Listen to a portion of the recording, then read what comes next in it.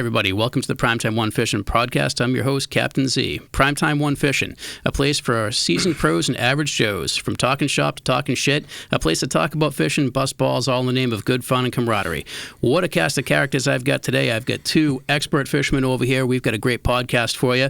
Let's introduce our lineup for today's show. Our first guest got into fishing many years ago when his parole officer told him that he thought that it would be therapeutic and constructive for him to try something new.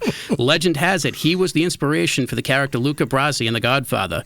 This guy is so big that when he goes fishing, the harbor master says he doesn't have to wear pants because it slows him down too much. Please welcome our first guest today, Anthony Zizza, one of Broad Sound's favorite sons. Thank you. Anthony, welcome to the podcast. Good to have you. Thank you. Wonderful to be here. It's, all right. It's quite an honor.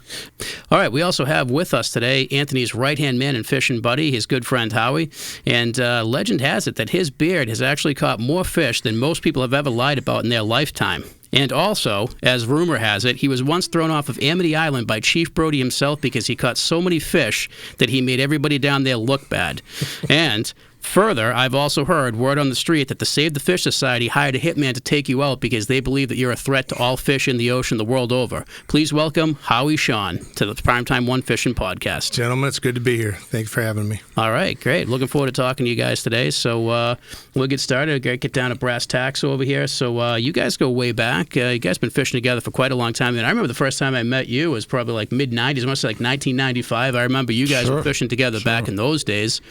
You know, I remember I was so obnoxious that you guys used to beat me up, take my bait money, give me wedgies, throw me in the water, you know. But you know, I learned a lot from that. It toughened me up. It made me a better fisherman. Right? It did. Right. You know? You liked it all except for us taking your bait, though. Right. So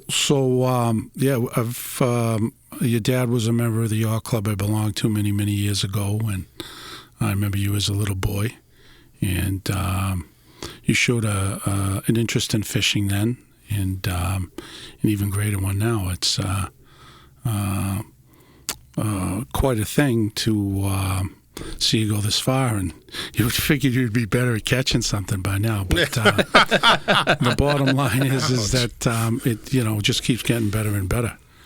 You know, and I mean, I remember in those days, and I talk about this all the time, you know, I mean, the striper fishery was not what it was today. You know, people talk about how the striper fishery is in decline, it's in ruins. I completely and totally disagree with that. In the mid-'90s, it was starting to kind of like gain its trail. It was starting to get its feet back. You know, the resurgence was underway, if you will. But it's not like it was, you know, like it is today. It wasn't always as good as it's been. And I remember those days, you know, catching stripers was you had to put a lot more. You always have to put work into it, but you had to put a lot more work into it than what you have to put into it now. Yeah, that's for sure. It actually, the striper surge started in the early 90s, and prior to that, our main target fish were were codfish and bluefish. That's pretty much what we fished for as a target species. The bycatch at that point was stripers, small ones.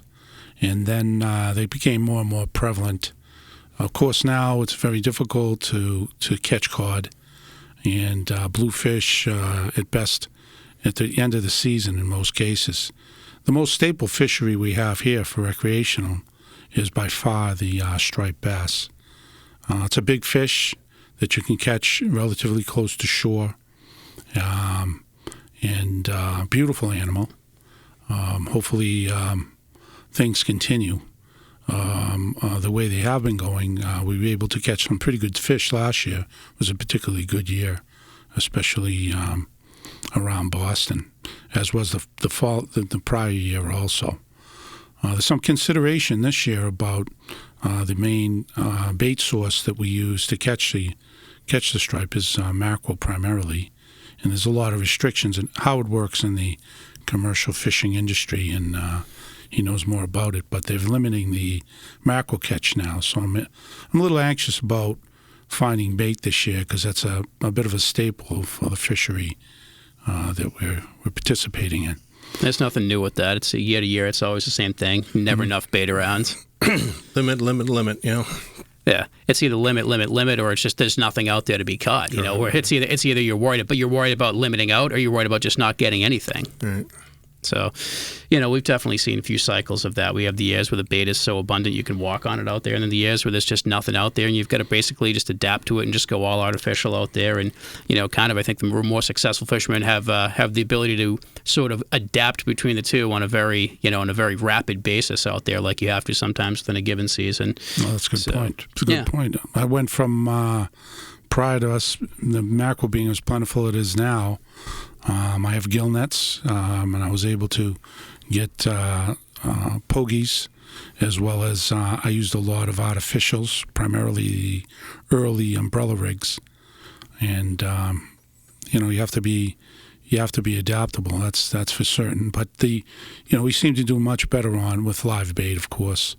And then even with pogies, they're sometimes difficult to find. So you see, some years they'll be there and some years not. But I'm fearful that if the forage fish go and what these stripers are here for are gone, which unfortunately commercial landings of their forage fish, the bait fish, aren't too good, that we may lose this fishery a little bit more rapidly than how it's going now. I don't think it's that we're going to overfish the fishery itself. Just like you said, we may lose bait sources, which may end up driving the fishery. The fish are always going to go where the bait's going to go. Okay, so if we overfish pogies and all that's left around here are mackerel, and we have years when the mackerel stay offshore because the water's a little bit cooler, or they go a little bit further north or stay a little bit further south, that's always going to be a thing. I don't think we're in threat of necessarily overrunning the striper fishery, but fair point. I think if we're not careful, we basically take away all those bait sources over there, overfishing them. Basically a lot of those menhaden are used in omega-3s, different fish oils and things like that. So there's really a high demand for them out there. So it's not impossible what you're saying. That's something I think we got to be mindful of, keep an eye on that thing. And like I always say, it's not about over-regulating, it's not about deregulating, it's about right-sizing the regulations and quotas and just being fair and reasonable about it, and not letting people's interests and agendas overrule that. But anyway, I won't go down a political tangent on that one.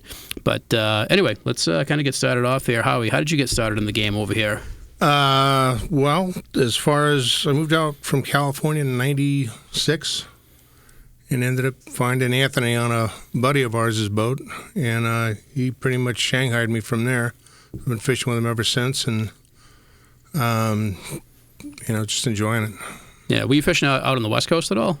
We did a little out, growing up out there. I think I had a 16-foot fiberglass that we took out, in Newport and Huntington Harbor, and chased bonita and mackerel and barracuda and a few other species, but I wasn't into it like I am out here. Yeah. Now it's a sickness, Oh, absolutely. It's an addiction. Is really what it is. What got you into it? When you came out here, what was it that made you really step it up and say, okay, I'm really into this thing now? There's got to be something. Usually for a lot of people, there's like one epic trip, or there's that one big fish that just got them hooked. What was it for you? No, I don't think I really have anything like that. I just, the more I get into it, the more I want to do it. And it's funny that even towards the end of the season when the boats were up and I didn't have, getting ready for the next trip mode going, it kind of hit me like, now what do you do?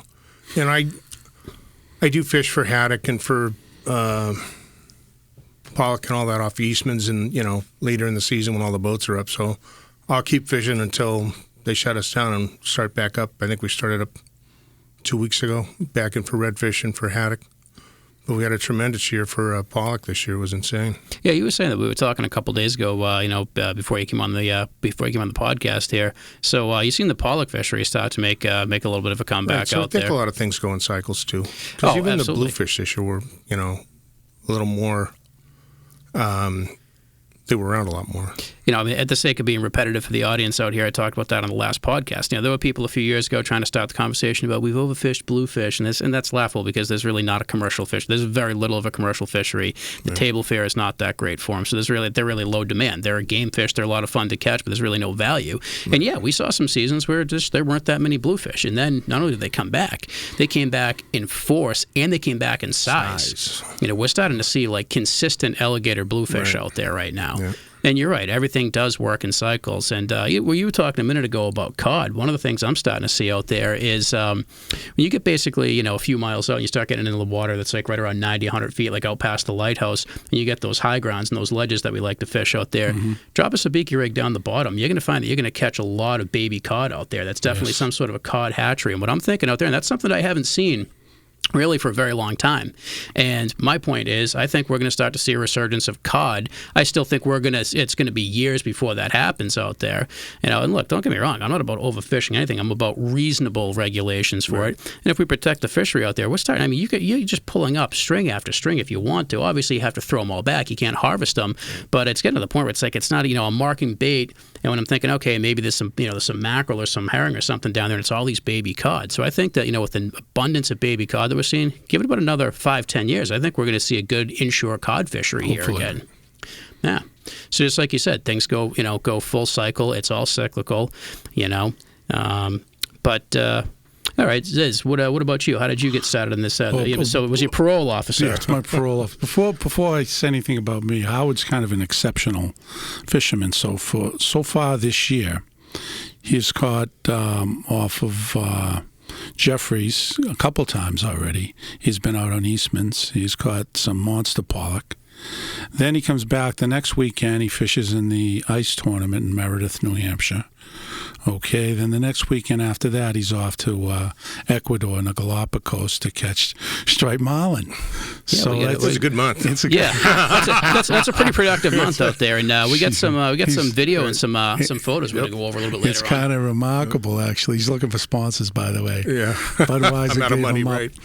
But you asked me when. I'm sorry. So how did you get started in fishing? So I started many years ago in just lakes and things of that nature, and then I went out fishing on a charter years and years ago off Isle of Shoals, caught a bluefish, and became hooked with bluefish the way they could fight. And then across from our yacht club in Lynn, I was there fishing one time with a couple of mackerel, and I caught a bluefish. And I met this guy named Joe Deladoni. He was a hook and line fisherman. He actually made an avocation. He didn't do it.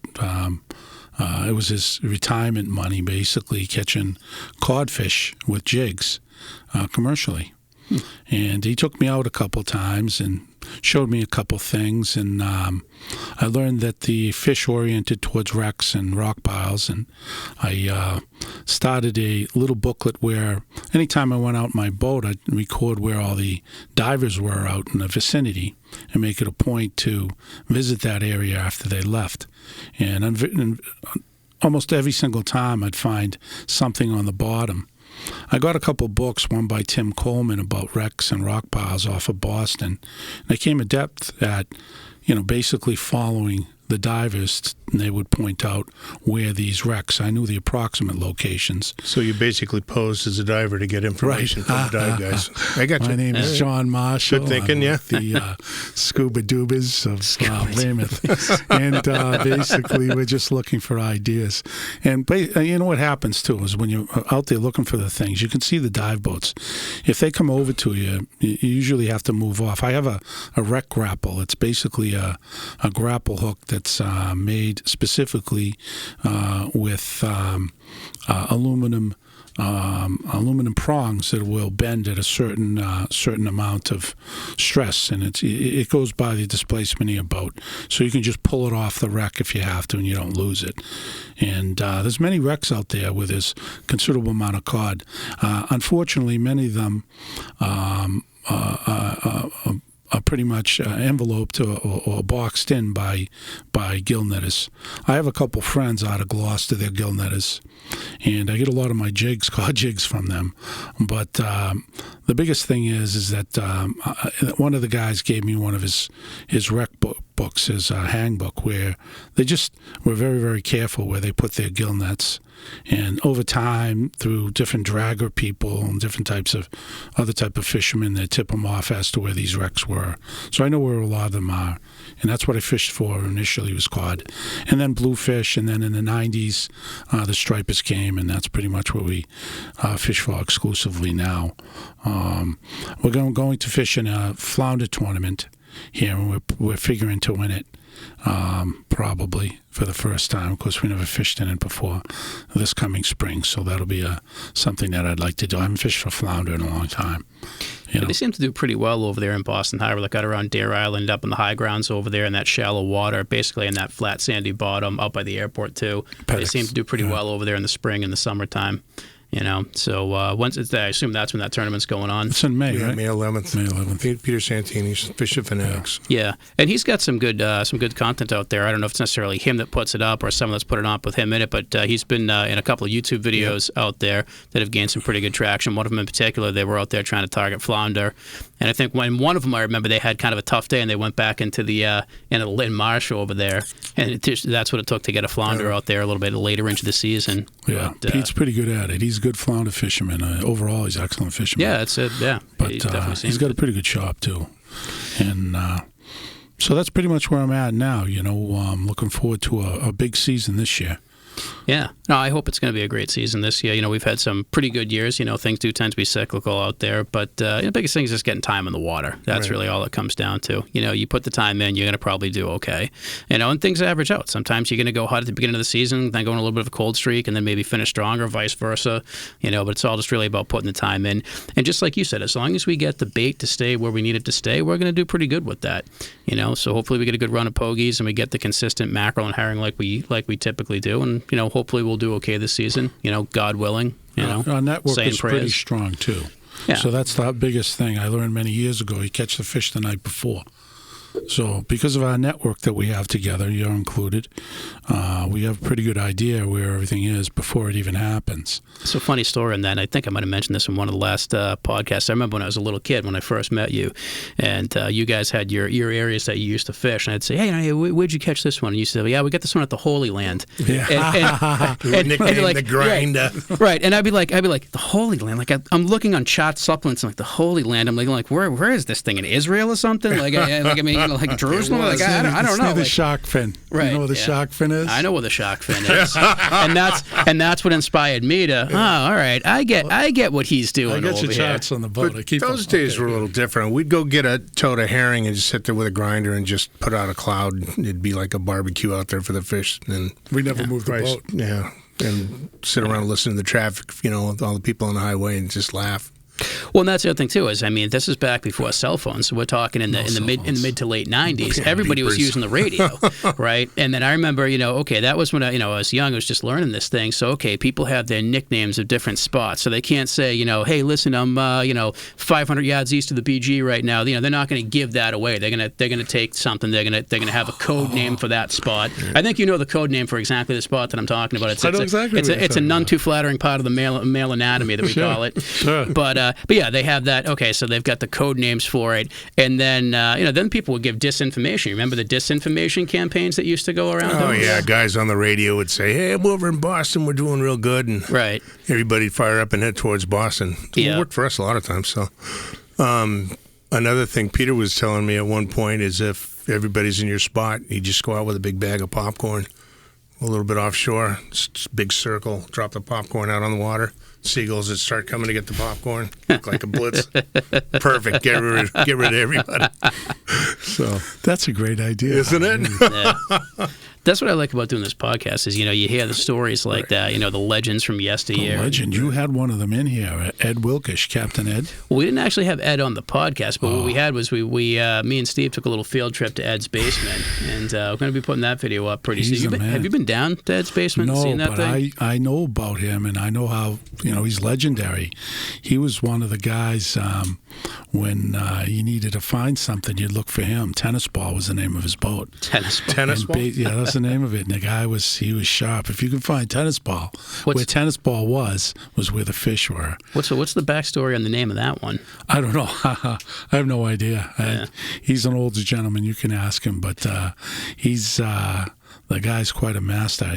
To this day, he's got to be, 84, 85. You wouldn't believe the fish he catches. Oh, I've seen it. Unbelievable. I've seen it. You got to. I'm telling you, you go down to his basement. It's like going into a museum. It really is. That's great. And he's the curator of it. It's It's pretty impressive. So yeah, we're gonna have that linked in with that episode that Steve's on, and then I'll probably post that as a standalone video, maybe a little bit more extended feature. We'll try to condense that down. That guy's unbelievable. Yeah. But he's been around for years. He is way before me. Yeah, and the funny thing is, a lot of what he's doing is not all that different than what we're doing. His big thing was he tended to fish in the morning. Yeah, back to the basics, actually, a little bit. So. Very much back to the basics. Yeah, I mean, the tackle was not all that different. The strategies were not all that different. So yeah, I mean, I guess as many things change, they still stay the same to a certain point. We had a good laugh. We were catching some nice stripers, and what do we got here on this one? As we get older, we can't hold them out as much anymore, so we had to come up with I remember that day. Remember that day? Yeah, I do. So we came up with a new way to make our fish look bigger. We just got... What do you got here? Oh, come on. Well, did you see what happened? We just got smaller guys to stand next to the fish. Yeah, it's got smaller guys to stand next to it. Same fish. Yeah, we'll make sure we get that into post production over here. We'll make sure we get the before and the after with the regular guys, and then Captain Ed over there for a little bit of contrast.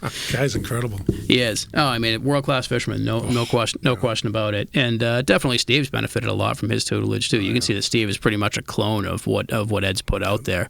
And, definitely a byproduct of all those years on the water.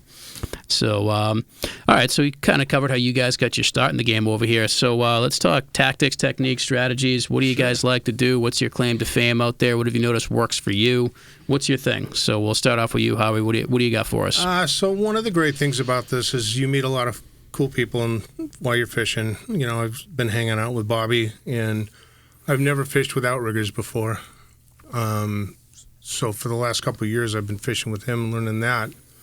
And when I was down in San Cristobal, these guys had outriggers that had 2 shots on each outrigger, which was different to me, and then 1 down the middle, and then 2 in the gunnel. So they had quite a bit of splashing going on out there. But, Bobby fishes a little bit different of a style.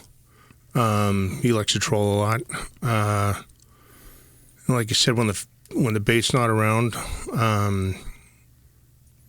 we get what we could, start trolling, and then just keep jigging bait.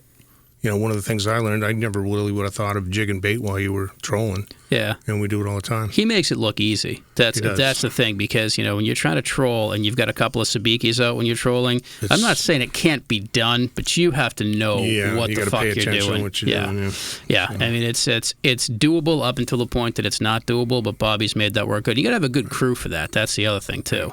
He had Joe with them for a long time. He still has Joe with them. Joey Buckets. Yeah, exactly.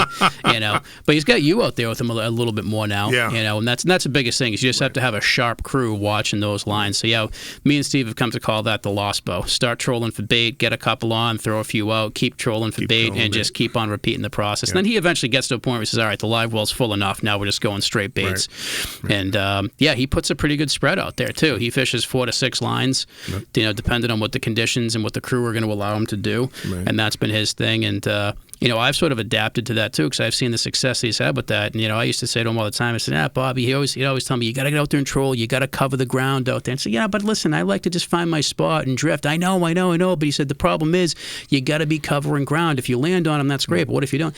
It's not a bad point. Right. So, I mean, I've kind of have adapted to a certain point to start doing both of those things, but I noticed that the dividends were paying off when I started covering ground, doing what he was doing. He goes in deep water and shallow as well, so, Yeah.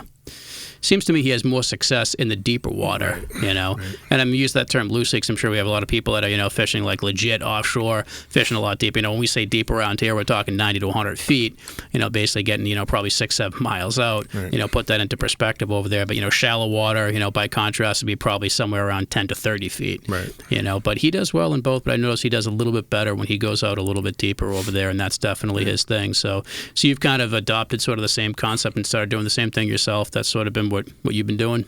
Well, with him, with Anthony, it's a different thing. We do a lot of more shallow trolling and hopping around the beaches and that kind of stuff, too. We do what everybody does, anything we can figure out, depending on the situation, Yeah. I remember you were a big advocate of going to Wally World years ago and snagging the pogies back when that was all the rage, late 90s, early 2000s. And you weren't really trolling that much back in those days. No. You were just basically chunking them, live lining them. So it's What sort of your tactics and strategies, and how have you evolved with that over the years? The mackerel are the key point. That's what's changed everything. Back before even we could get pogies. Pogies have always been off of Wollaston. There's a lot of plankton boom in there, and so they're eating stuff. So you go in there and you gill net, and you just gill net them. You have to have a permit for the gill net, and it can only be a certain size. And it was just a bit of a ride all the time to go get the bait. The bait is the key thing. If you didn't have the bait, you'd have to use niners or troll around. Again, the bait's the key thing. I think the most difficult thing in the striper fishing, the fishery that we're fishing in now, we waste too much time, and we have to become extremely proficient, is getting the bait. The live bait is particularly important. Steve Malatesta Kohlberger is a master at it. Yeah, if you can one of the things I learned from him this year was doubling up your lines. Oh yeah, we had a whole episode on that. The double and triple sabiki makes for some bloody fingers, but it's a good way to load the fish on the boat. That's the biggest thing, because sometimes you'll go out there, 5:30, or you get out there even. You get them if you go early.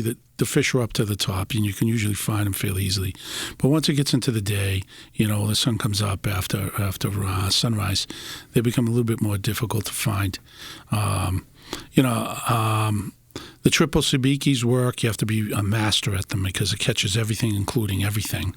Yeah. And that's the hardest part. If you don't catch them, and what Steve does too is he'll vary his weights. He uses a much heavier weight, tries to vary the water column as best he can.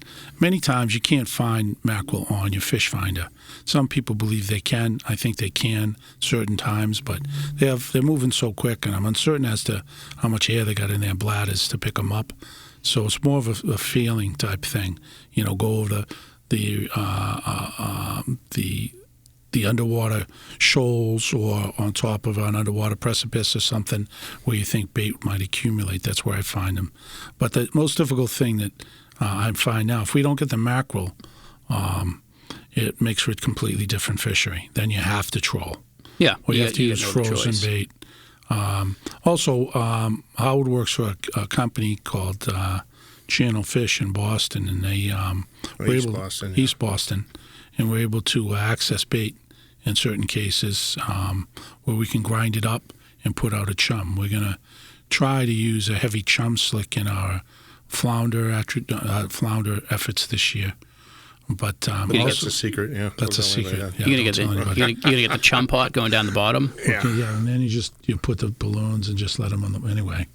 So what ends up happening is the biggest thing for me is the concern for the bait, and I'm concerned about that greatly.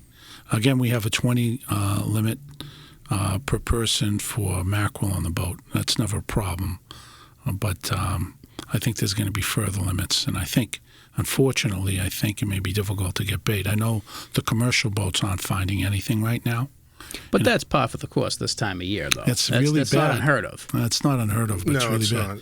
It's down to 20,000 pounds per boat, and so that's a truck full, right? Yeah, that's about it. It's a semi-truck, So you get a semi-truck. Howard's company buys all the commercial fish, and they either salt it for bait use. Well, there's a lot of companies that do it for bait and that kind of stuff, but when those guys go out on a regular basis, they need to know who the customers are going to be before they go out.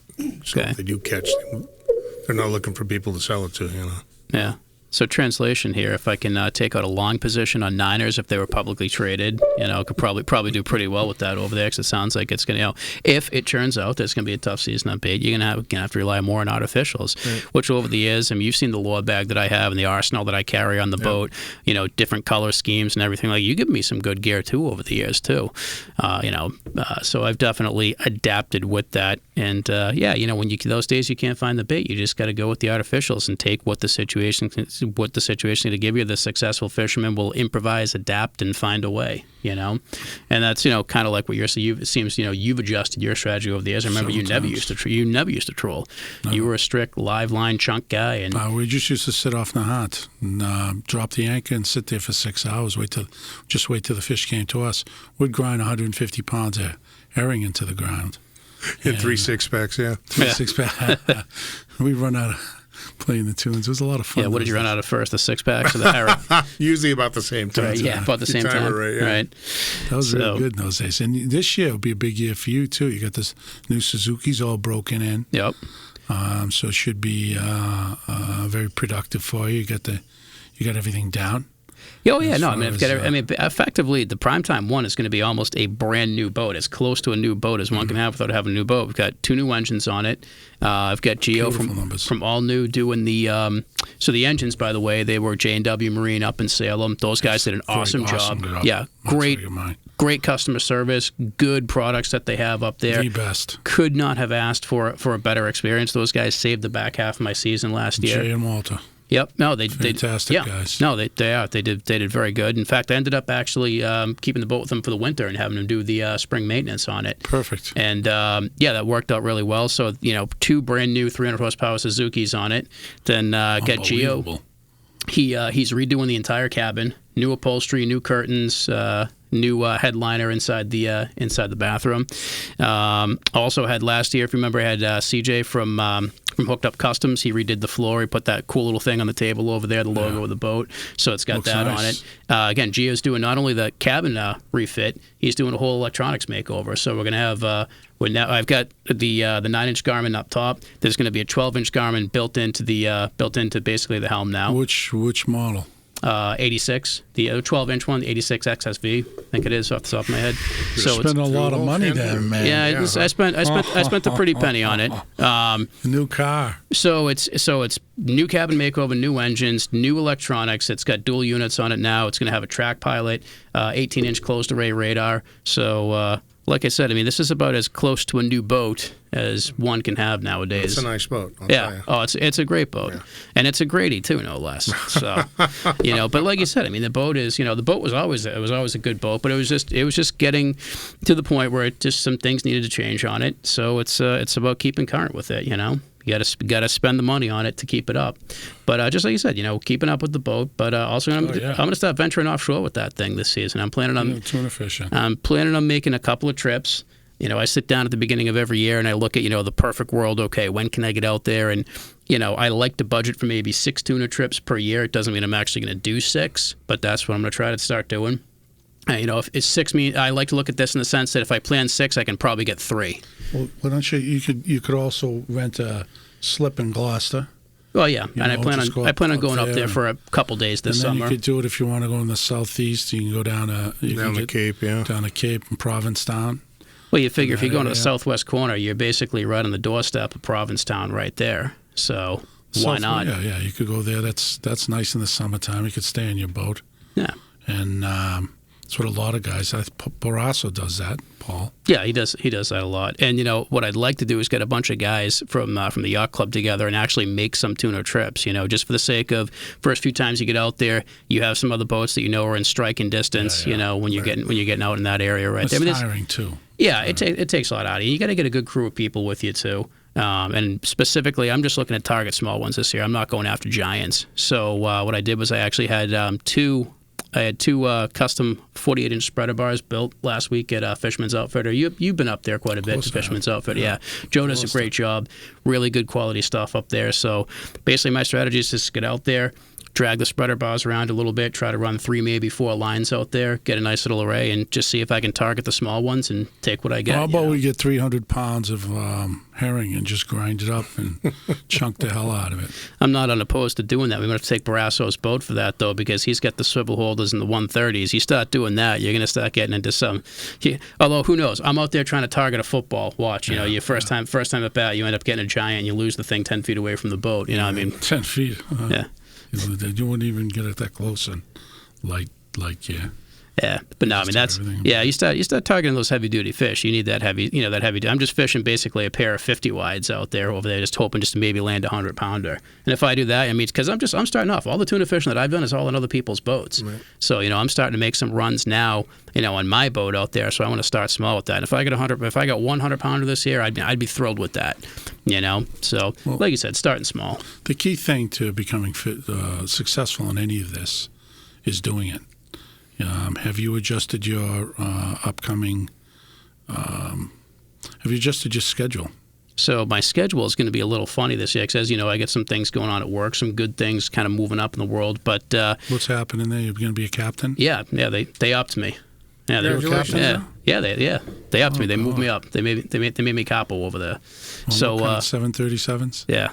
Good, congratulations. So yeah, I'm taking a little bit of a hit in terms of quality of schedule, but it's the right thing to do. So I'll probably be fishing more during the week now this summer. It's not to say I'll never have all weekend off, but I think last year it was basically getting all the weekends off. You're going to be low man on the totem pole. That means, huh? Moderate man on the totem pole. I'm kind of like middle of the pack right now. So I'm on the precipice of being able to maybe get back to weekends and holidays off. Yeah. But it's just one of those, it's not quite there. I think it needs about another year and a half. So I'm probably looking at the next 2 seasons of fishing to probably be fishing more during the week than on the weekends. But hey, there's some advantage there. I would rather fish during the week. You'd have to, because you have responsibilities to the boat. More responsibilities in your household now than you had previously. Yep. So that's going to take a lot of time. Oh yeah, absolutely. So I got all kinds of more work to do now, and it's a lot of different things. So I think the key thing is time.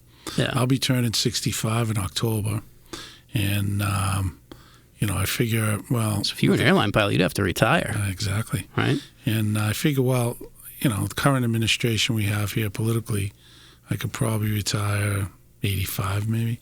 No.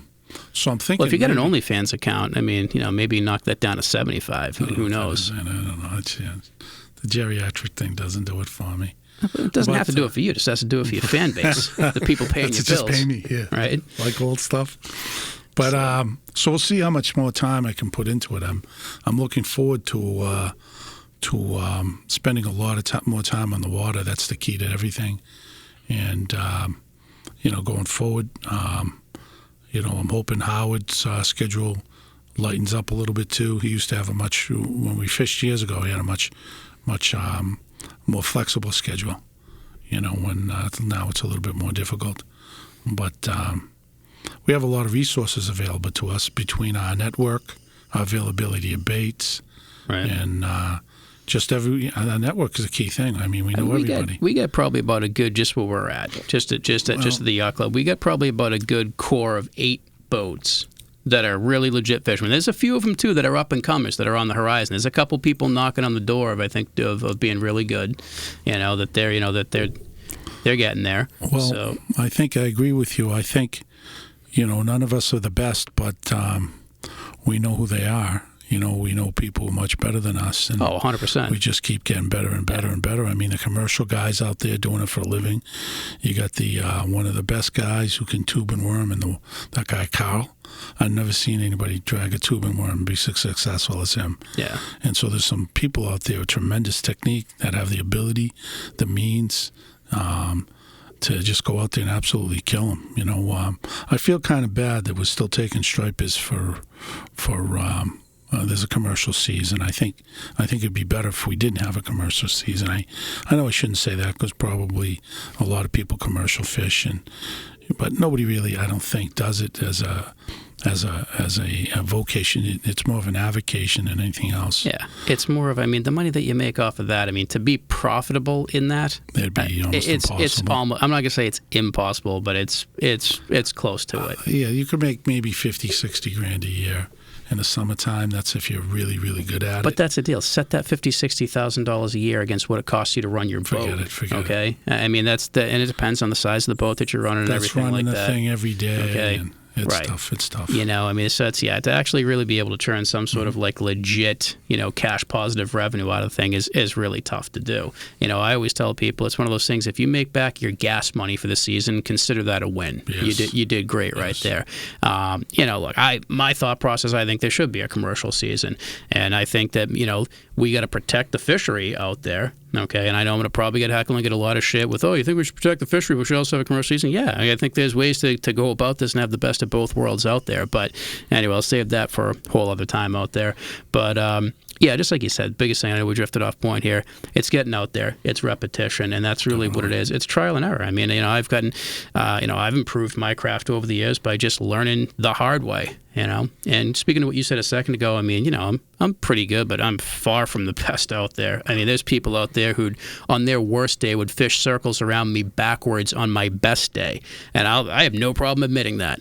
Okay, I mean, like I said, pretty good, but nowhere near as good as some people out there. But you know, just like you said, I think that we have a good crew of people who can hold their own, an elite company out there. We got a good network that knows what they're doing, but there's definitely some masters out there. There's definitely some fish whisperers who do pretty well out there. You got to give those guys credit. Man.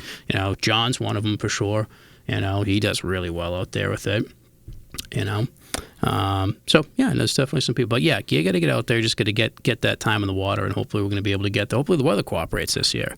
Weather was a big issue last year. Oh, it was pretty bad last year. There was so much rain, and there was so much runoff into the river that we had horrible algae blooms and a lot of problems with barnacles. And various other type of algae and slime on the boats. It went so far that my boat, I had to have all the paint removed from it, and it was just difficult to keep the barnacles off with I use a hard epoxy paint, and you know, it hadn't been stripped, and the boat's 34 years old, so I couldn't put too much more paint on it, you know. So I had it all removed, and I'll be putting new paint on it. And I'm going to go to a strict ablative with anticipation that I'm going to have the same amount of water coming down the river. It was not a pleasant place to be. After a heavy rainstorm, all the sewers, unfortunately, wash out into the river, and you know, you get your corresponding bad water. And as a consequence, a lot of times, you know, they close the beach because of it, and hopefully it's not that bad this year. See what we get. We'll find out soon enough. Yeah, I think we'll be okay as far as that goes. We just, you know, you need the weather and you have the time. Gotcha. So I think things will work out pretty well. But you know, that's pretty much it. I'm looking for, as I always do, to be able to have the time. That is the key point. I hate to keep belaboring that point, but it's time on the water. Yeah, that's what comes down to. Just put the time on the water in there. It's like anything else. It's like golf. It's how much you stay on the course. You got it. And you know, that's it.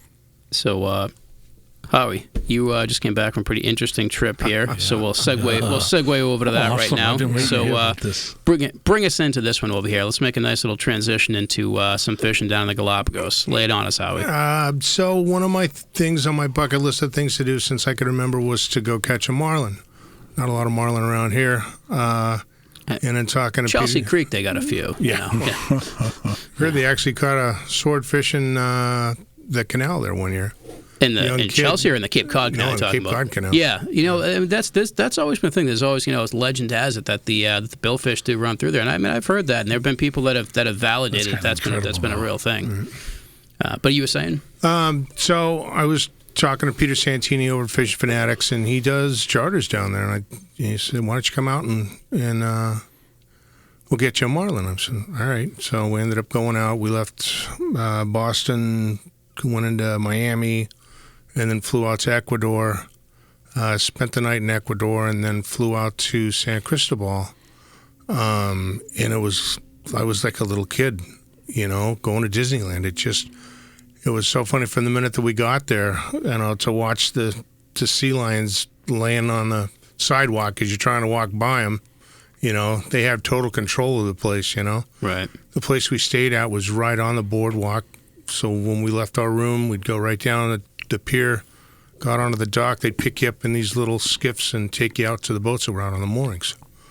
So, I don't know, I think we ran about an hour and 20 minutes to get to the spot where we wanted to fish. And this was Pete was running the boat?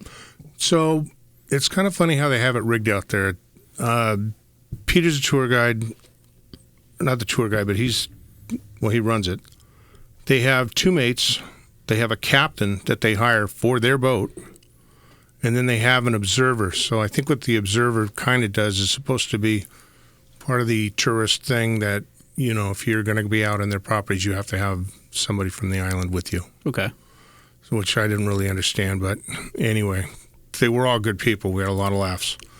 And I think within the first 2 hours of us trolling, I had my first marlin. All right. Striped marlin, yeah. So tackle-wise, what are you guys using out there? He had custom rods made, so I didn't really follow up on that. And the reels I didn't recognize either. But, those fish were anywhere from 225 pounds up to 300 pounds. Okay, so you're fishing some pretty respectable gear out there. 80s, yeah, maybe two even speeds. 130s. Yeah, right. So okay. Nothing huge, nothing like a tuna reel or anything like that. Okay, so maybe not a 130 then. Yeah. Okay, but what do you guys live trolling? Spreader bars? So they had spreader bars out, and then I think two of the lines in the back had they look like bahi. What are the fish they have in? Oh, ballyhoo. Ballyhoos. Yeah. It looked like they had a couple of those tied out for bait, and we troll around. After we caught a couple of fish in the first 2 or 3 days, one of the guys that I was with, Joe Calicavecchio, who was a fly fisherman, ties his own flies. He's an East Coast guy here, does seminars and all kinds of other fun stuff. Was out to catch one on a fly rod, and I didn't think he was going to be able to do it. And he ties his own flies. He's out there. Sounds like Flip Pallet there. Remember that back in the day? Remember that? It was at Walker's Cay Chronicles. Right. Yeah. So the first day we were out there trolling around, he had 3 misses and 1 fish on, and then lost it pretty quick. So we went back. We're at the hotel there, and he's calling all over the place. He must have called halfway around the world talking to other fly fishermen that he knew and getting tips and that.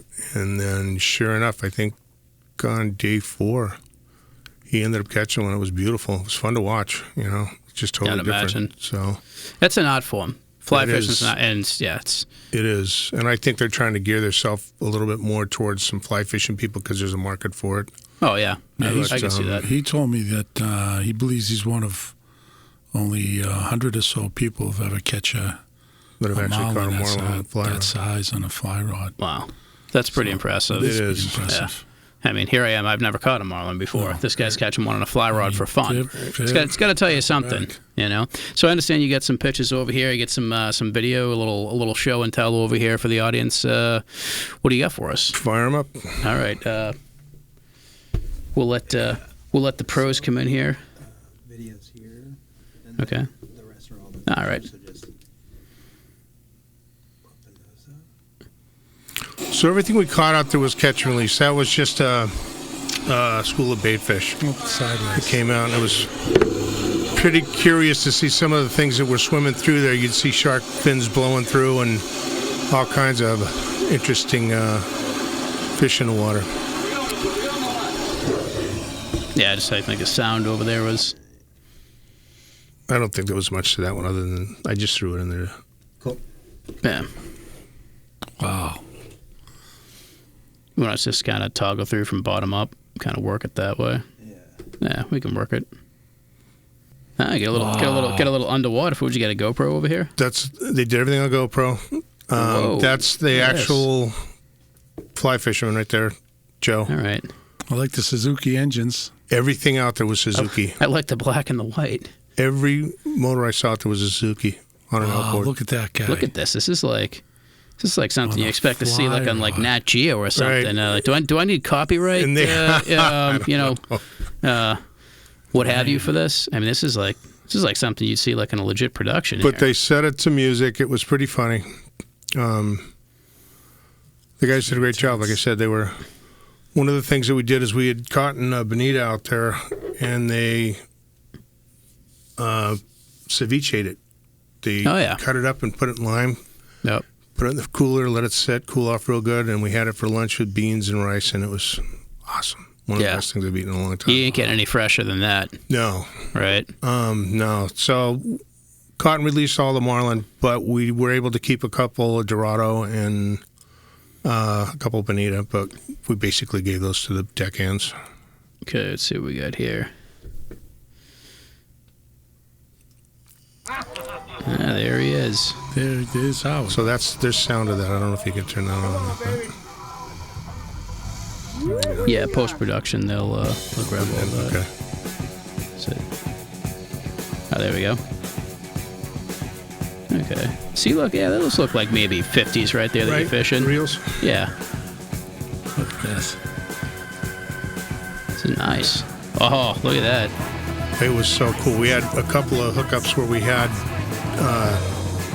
two fish on, and to watch them come out of the water at the same time, it was just an incredible sight.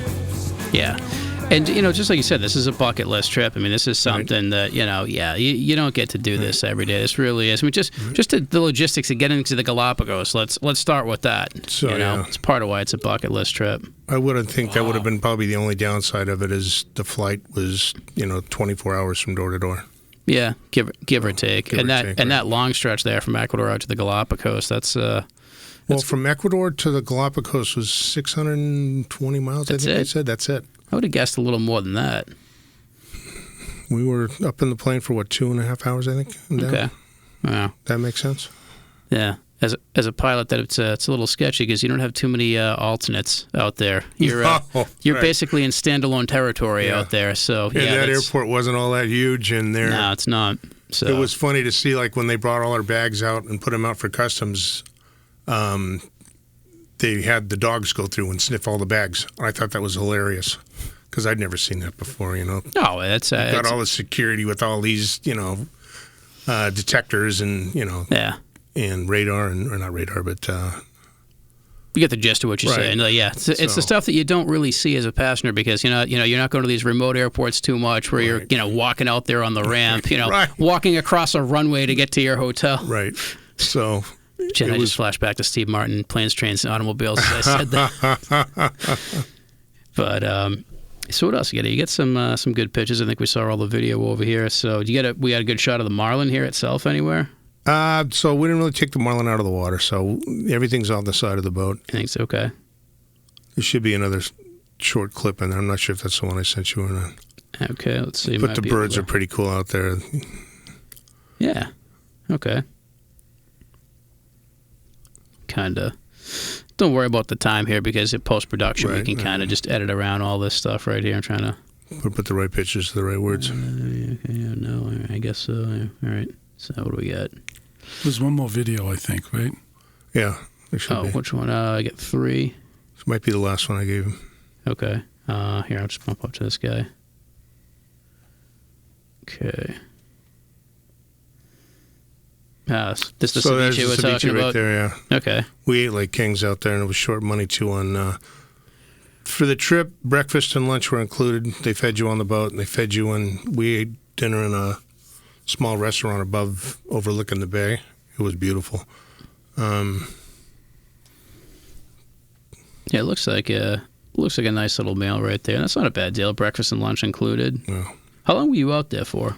We got there on a Saturday, and I came home on a Sunday. Okay. So 1 week footprint, 2 travel days. So you were out there a good 4 or 5 days. 5 fishing days and 1 day of schooner. Nice Dorado. Okay. Wow.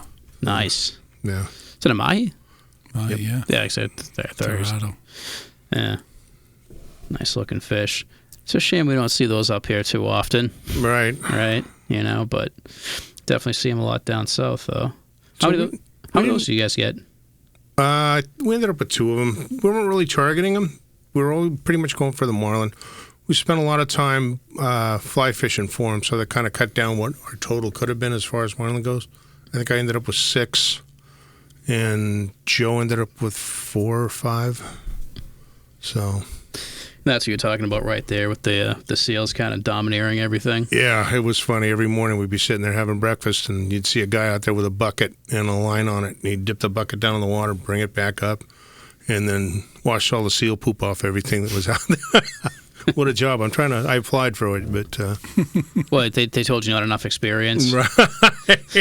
Yeah. I didn't look too bright. Yeah. So. You didn't have a college degree. Right. So... Should have finished high school, Hey, well.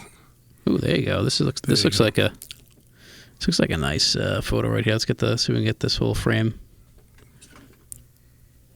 That is beautiful. Look at that. It was so cool to watch them changing colors when they were in there. Wow. Yeah, look at that. I mean, that's something that, just like you said, it's a bucket list thing. It's a once in a lifetime. For something I don't know how like many that. these boats catch that many fish on a trip, but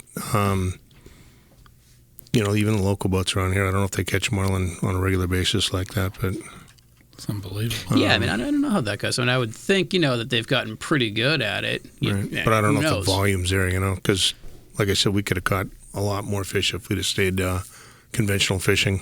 I mean, I would imagine if you're trying to target marlin, I mean, you don't have to go to the Galapagos. You get down to Miami and do that. You know, different places that you could go. I would tend to think that maybe they're dealing with fewer people down there.